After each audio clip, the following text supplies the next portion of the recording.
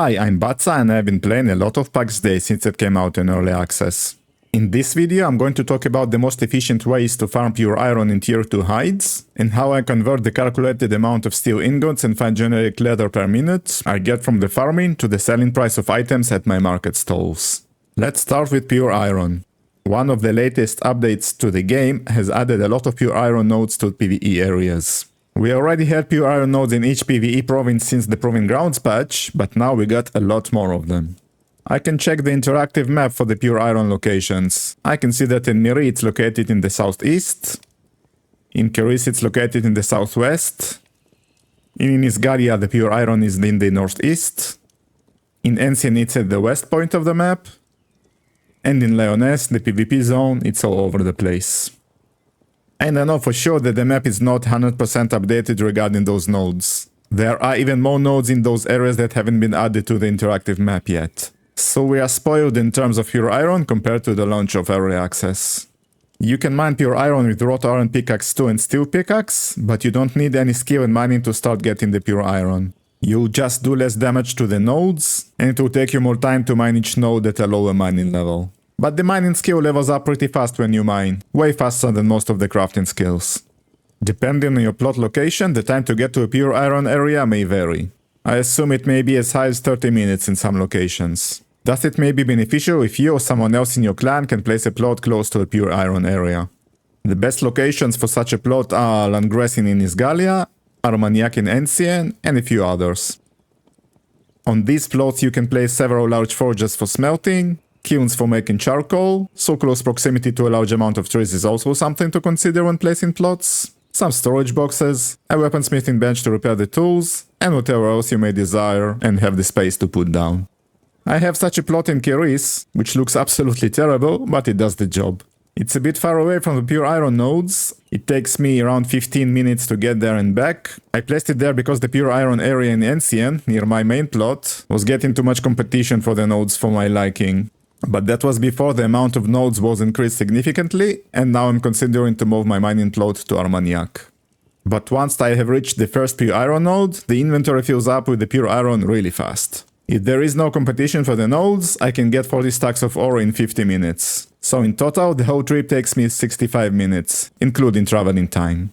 Let me show you what I'm bringing with me to the pure iron runs. I bring 2 pickaxes. If you have a lower skill, you might need 3 though. I bring 5 potions just in case things get hairy. I take stamina and stamina regen food. Currently I take 2 of the roasted cabbage and mushroom and vegetable stews, and 3 of the bold winter stout. I need 1 more of it because it lasts 20 minutes, unlike the stews, which last for 25. You can bring other foods with you. Perhaps you can go for more health to make these runs safer. You don't need that much stamina and stamina regeneration to gather pure iron. I don't bring a weapon, instead I prefer to avoid fighting by having a pacify spell, and in the worst case, the mesmerize one. It is possible to mine the ore while having an enemy nearby mesmerized. You just need to stop mining for a bit to reapply it before it runs off. I do this because some of the enemies in the pure iron locations are quite dangerous, and it will be faster and safer to avoid fighting them. By the end of the run, all this bottom bar will be empty, so it can hold more ore. For the last stack of ore, I will mine the nodes when I'm full, let it drop on the ground, and then discard the pickaxe and pick up the ore. The pickaxes are very cheap to make, and I made over 2000 of them to level up my weaponsmithing, so I have enough. What about the gems you get from mining? In my opinion, you should keep the ember, discard the topaz and the blizzard stones, as they are used only in low-level jewel crafting, and you can decide what you want to do with the other gems. I prefer to discard them as well though. Why is it good to keep the ember? Because it is a crucial ingredient to level up the jewel crafting skill. You may ask, but isn't that skill completely useless now and doesn't provide any benefits? Yes, this is true. But despite that, the skill and the ingredients to level it have become one of the most important things for many players in the game. People just like to see the numbers go up, and they also want to be ready when the skill will be updated and become valuable. When we are dividing the loot after a dungeon run, we treat ember and also the silver and gold ingots, which only drop from NPCs, and the ingots are also used to make jewelry items, as another option you can choose to take from the dungeon, in addition to the sigils from named enemies. I saw a post in the Discord that a certain clan buys ember and silver ingots for 50 gold apiece, and I'm going to sell the 7 stacks of ingots I have, and get 7k gold in the process later today. I haven't been measuring the time it takes to chop the wood to make enough charcoal, but it is similar to the amount of time it takes to mine the ore. It's 16k wood for 40 stacks of pure iron, by the way. So overall I can make somewhere around 3 steel ingots per minute, not including the time it takes to make the charcoal and smelt the ore. That's all for the pure iron and steel. What about the hides then?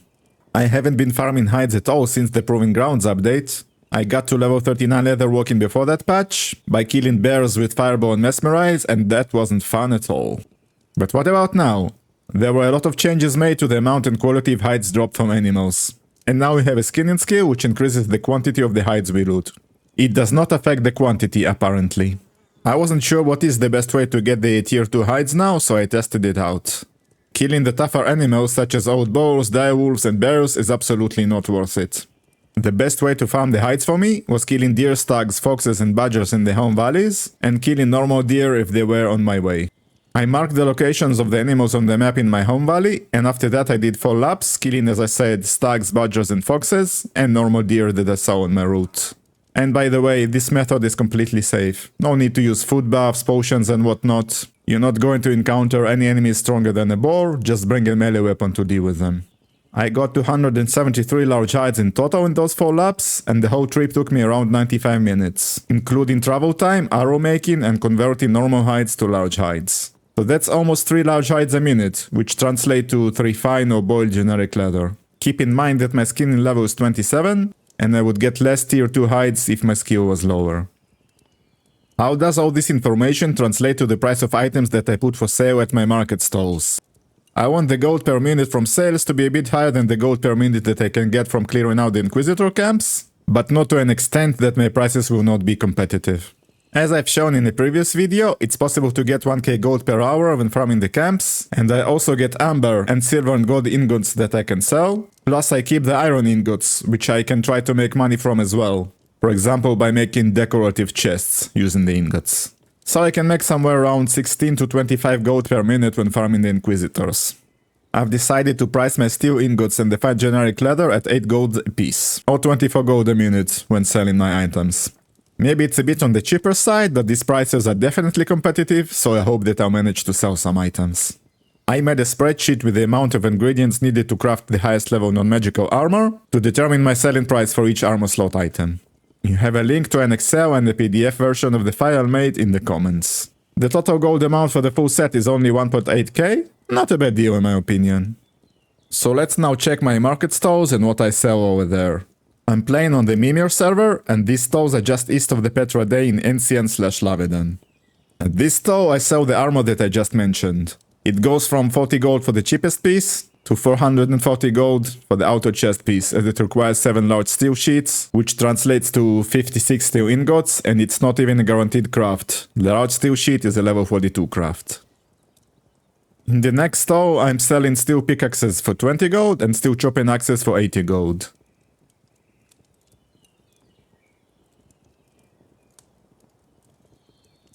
At the third one I'm selling the crackling maces, the highest level 200 maces, which are probably still the best weapons in the game even after the nerf they received, for 80 gold, and balance spears, the highest level 200 spears, for 20 gold. At the last 2 stalls I sell fine wool cloth capes for 20 gold, and a stack of 5 decorated chests for 40 gold. This is all I wanted to talk about in this video. I plan to cover additional valuable items to buy or sell, such as started sigils, crimson runic leashes, sigils from named enemies, magical gear, food buffs, potions and other items in one of my next videos. My Xavium Deracing guide will also come out soon. You can check my other videos on the channel, like the ones popping on the screen now.